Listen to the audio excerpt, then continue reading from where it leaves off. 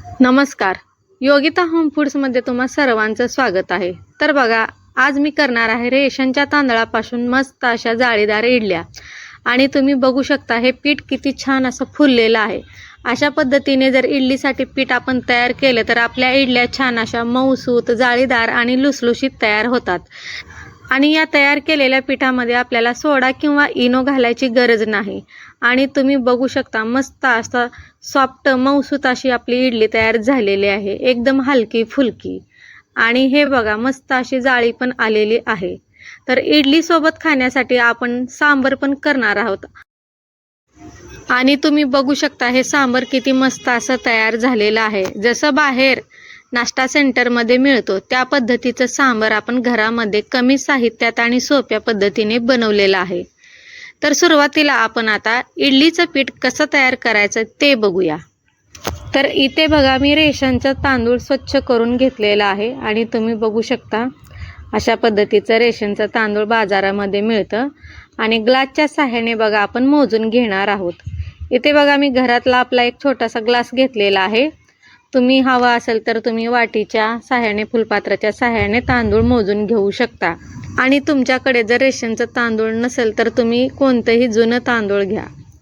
शक्यतो रेशनच्या तांदळाच्या इडल्या छान हलक्या फुलक्या होतात. तर त्यासाठी तुम्ही रेशनच्या तांदळाचा वापर करा. तर इथे बघा या ग्लासने मी 4 ग्लास असं रेशनचं तांदूळ या पातेल्यामध्ये काढून घेतलेलं आहे. तर आता याच ग्लासच्या साह्याने बघा 1 ग्लास भरून आपल्याला उडीद डाळ घ्यायची आहे. तर आता बघा 1 ग्लास भरून मी उडीद डाळ घेतलेली आहे आणि या तांदळामध्येच मिक्स केलेली आहे. आणि आता यामध्ये घालायचं आहे बघा 1 पाव चमचा मेथी दाणे घालायचे आहेत. आणि आता हे तांदूळ डाळ आपल्याला स्वच्छ 3-4 पाण्याने धुवून घ्यायचं आहे. आता बघा यामध्ये सगळं पाणी ओतून घेते आणि हे तांदूळ बघा धुवून घेते. इथे बघा मी पाणी ओतून घेतलेलं आहे आणि तांदूळ छान असं चोळून आपल्याला धुवून घ्यायचं आहे.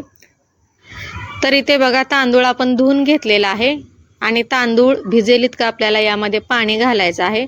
आणि एक 5 ते 6 तास आपल्याला हे तांदूळ भिजत ठेवायचं आहे. आणि इथे बघा एक 5 ते 6 तास झालेले आहेत आपले. आणि तुम्ही बघू शकता मस्त छान असं आपलं तांदूळ फुललेलं आहे. तर या तांदळाचं वरचं सगळं पाणी आपल्याला काढून घ्यायचं आहे. तर इथे बघा सगळं पाणी आपण तांदळातलं काढून घेतलेलं आहे. आणि तुम्ही बघू शकता आपलं तांदूळ छान असं भिजलेलं आहे. या तांदळाचे 2-3 तुकडे होतात असं छान प्रकारे आपला तांदूळ आपण पाण्यामध्ये 5 ते 6 तास भिजवून घेतलंय. तर बघा आता मोठं मिक्सरचं भांडं घ्यायचं आहे आपल्याला आणि त्याच्यामध्ये हे भिजवून घेतलेलं तांदूळ आपल्याला घालायचं आहे. तर बघा आता इतकंसं तांदूळ आपण यामध्ये घातलेलं आहे. तर या तांदळामध्ये आपल्याला थोडं थोडं पाणी घालायचं आहे. जास्त पाण्याचा वापर न करता आपल्याला थोडं पाणी घालून बघा मिक्सरच्या भांड्यामध्ये छान असं बारीक आपल्याला हे पीठ तयार करून घ्यायचं आहे. आणि इथे बघा आपण छान असं मिक्सरला हे पीठ वाटून घेतलेलं आहे. तर इथे बघा चमच्याच्या सहाय्याने तुम्हाला दाखवते. अशा पद्धतीने बघा आपल्याला इडलीचं पीठ तयार करायचं आहे. इडलीचं पीठ तयार करताना जास्त पाण्याचा वापर करायचा नाही. अर्ध फुलपात्रभर पाणी घालायचं आहे आपल्याला आणि पीठ छान असं वाटून घ्यायचं आहे. आणि तुम्ही बघू शकता आपलं पीठ छान असं दाटसर तयार झालेलं आहे.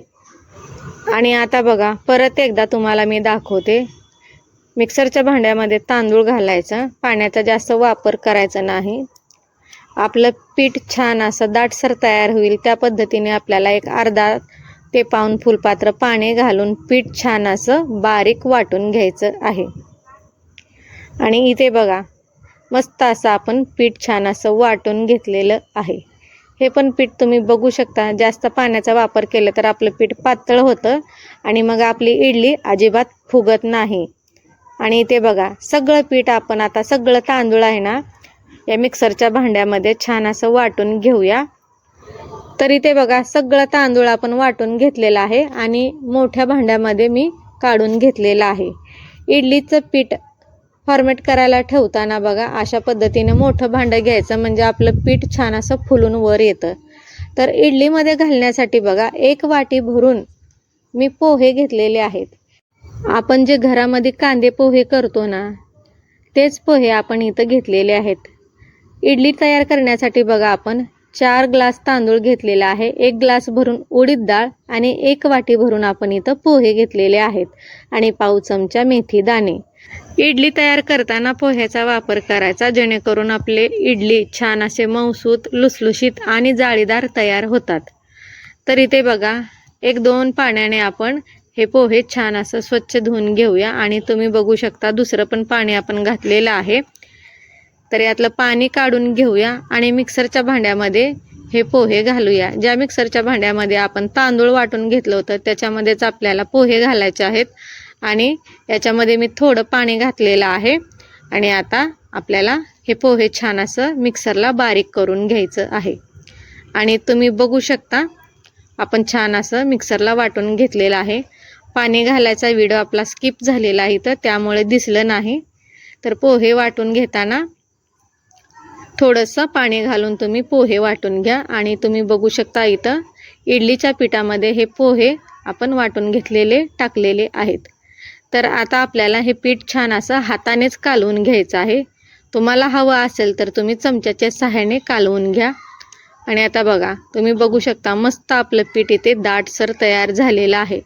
पाण्याचा अजिबात जास्त वापर करायचा नाही. पाण्याचा वापर जास्त केला आणि आपलं पीठ पातळ झालं तर आपलं इडलीचं पीठ फुलत नाही आणि आपल्या इडल्या छान होत नाहीत. त्यासाठी बघा इडलीचं पीठ दळताना थोडं थोडं पाणी घालून तांदूळ वाटून घ्यायचं.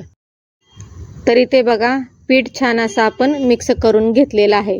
याच्यामध्ये आपण मीठ वगैरे काही टाकलेलं नाही, फक्त पीठ आपण कालवून घेतलेलं आहे. आणि 8 ते 10 तास आपल्याला हे पीठ छान असं फॉर्मेट करायला ठेवायचं आहे. इथे बघा मी झाकण लावून घेतलेलं आहे.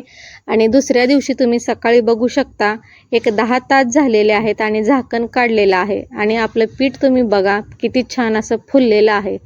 मस्त छान असं आपलं पीठ तयार झालेलं आहे इडली बनवण्यासाठी. आणि तुम्ही बघू शकता किती छान या पिठाला जाळी आलेली आहे.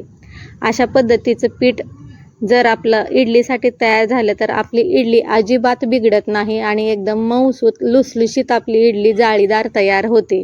जसं तुम्ही बाहेर नाश्ता सेंटरमध्ये इडली खाता त्या पद्धतीची इडली आपण घरामध्ये बनवू शकतो. आणि इथे बघा मस्त असं आपलं इडलीसाठी पीठ तयार झालेलं आहे. तर आता यामध्ये आपल्याला चवीनुसार मीठ घालायचं आहे. आणि इथे बघा अशा प्रकारे आपलं पीठ फुललं आहे ना, तर यामध्ये आपल्याला इनो किंवा सोडा घालायची गरज नाही. तर आता आपण याच्यामध्ये मीठ घातलेलं आहे चवीनुसार आणि पीठ छान असं कालवून घेऊया. तुम्हाला जर थोडंसं पाणी घालायचं असेल तर यामध्ये घालू शकता. तर बघा मी याच्यामध्ये पाणी वगैरे काही घातलेलं नाही, थोडंसं मीठ घातलेलं आहे चवीनुसार आणि पीठ छान असं कालवून घेतलेलं आहे. आणि तुम्ही बघू शकता आपल्या पिठाची छान अशी रिंकल पडते. अशा पद्धतीचं पीठ तयार झालं तर इडली आपली अजिबात बिघडत नाही. तर आता बघा आपल्याला काय करायचं आहे, इडल्या बनवायला घ्यायचं आहे. मी सुरुवातीलाच बघा इडली बनवण्यासाठी पाणी गरम करायला ठेवलेलं आहे. तर इडली पात्रामध्ये सर्व पीठ भरून घेऊया. तर इथे बघा अशा प्रकारे हे पीठ आपण इडली पात्रामध्ये भरून घेतलेलं आहे. राहिलेलं एक इडली पात्र आहे त्याच्यामध्ये पण हे पीठ भरून घेऊया. आणि मध्यम गॅस करून आपल्याला 10 ते 12 मिनिट ह्या इडल्या छान अशा वाफवून घ्यायच्या आहेत. गॅस मोठा करायचा नाही, गॅस बारीक ते मध्यम करायचा आणि इडल्या वाफवून घ्यायच्या. सगळे इडल्या पात्र आपण भरून घेतलेले आहेत आणि आता याचं वाफ काढून घेऊया. तर इथे बघा 15 मिनिट झालेले आहेत आणि मी गॅस बंद केलेला आहे. आणि तुम्ही बघू शकता या इडल्या किती मस्त छान असा फुललेल्या आहेत. मध्यम गॅसवरतीच इडल्या वाफवून घ्यायच्या, जेणेकरून आपलं पीठ आतमध्ये कच्चं राहणार नाही. मोठा गॅस करून जर तुम्ही इडली शिजवून घेतली तर आतमध्ये पीठ कच्चं राहतं आणि वरून फक्त पीठ आपलं फुलतं. तर इथे बघा सर्व इडली पात्रामधले प्लेट आपण खाली काढून घेतलेले आहेत आणि थंड करायला ठेवलं होतं. थंड झाल्यानंतरच या प्लेटामधून इडली बाहेर काढायची, म्हणजे आपली इडली प्लेटाला चिटकत नाही आणि तुटत नाही. आणि तुम्ही बघू शकता अलगद अशी आपली इडली निघालेली आहे. हातात दाबून दाखवलेलं आहे, अगदी मऊसूत हलकी फुलकी आपली जाळीदार इडली तयार झालेली आहे. दुसरी पण इडली तुम्हाला काढून दाखवते, तुम्ही बघू शकता. अजिबात प्लेटाला चिकटलेली नाही आणि एकदम छान अशी पांढरी शुपट कापसासारखी मऊसूत आपली इडली तयार झालेली आहे. चपटी होते आणि परत आहे त्या जागी गोल राहते आपली इडली, तुम्ही बघू शकता. तर अशा पद्धतीने बघा मस्त असं जाळीदार मऊ लुसलुशीत आपण इडल्या रेशनच्या तांदळाच्या तयार केलेल्या आहेत. आणि आता बघा आपल्याला इडलीसोबत खाण्यासाठी सांबर तयार करायचं आहे. आणि हे सांबर तुम्ही बघू शकता मस्त असं नाश्ता सेंटरमध्ये कसं मिळतं त्या पद्धतीचं सांबर आपण घरामध्ये बनवलेलं आहे. याचं टेक्स्चर बघा, कलर बघा, जसं बाहेर मिळतं त्या पद्धतीचं तयार झालेलं आहे आणि चवीला पण सेम तसंच लागतं. तर आता हे सांबर बनवायला घेऊया. तर आता बघा इथं मी कुकर घेतलेला आहे आणि आता या कुकरमध्ये धुवून घेतलेली तुरीची डाळ घालायची आहे. तुरीच्या डाळीचा वापर तुम्हाला किती सांबर पाहिजे त्यानुसार तुम्ही करू शकता. तर इथे बघा माझ्या अंदाजानुसार मला घरात किती सांबर लागतं तितकं मी तुरीची डाळ घातलेली आहे. आणि आता याच्यामध्ये घातलेलं आहे बघा 2 टोमॅटो चिरून घातलेले आहेत आणि 2 कांदे. त्यासोबत बघा शेवग्याची शेंग पण घातलेली आहे. आणि आता यामध्ये घालायचं आहे 1 चमचाभर धने पावडर घालायचे आहे. आणि आता यामध्ये घालूया थोडीशी हळद. सोबतच घालायचं आहे बघा लाल तिखट घालायचं आहे. सांबर करताना बघा लाल तिखटाचा वापर करायचा. 2 चमचे मी लाल तिखट घातलेला आहे आणि 1 चमचा सांबर मसाला आणि चवीनुसार मीठ. पाणी घालायचं आणि याच्या 4 ते 5 शिट्ट्या काढून घ्यायच्या.